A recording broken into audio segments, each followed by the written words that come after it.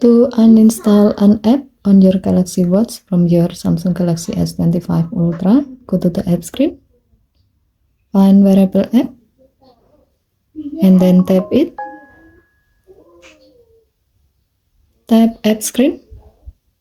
Here you can see the list of apps you install on your watch. Long tap the app you like to uninstall.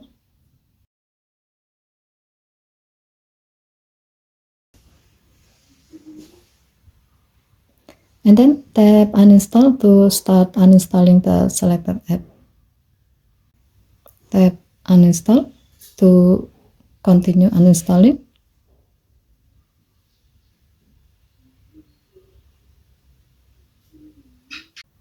Tap the back key. To see the result on your Galaxy Watch, swipe up its screen.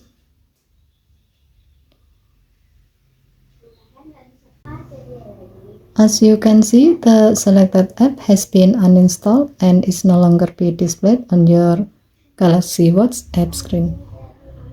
You can uninstall apps on your Galaxy Watch to free up storage, improve performance, remove unused or distracting apps. It's helpful when your watch feels slow, run out of space, or you no longer need certain apps. Okay, thank you for watching. Please help to like and subscribe.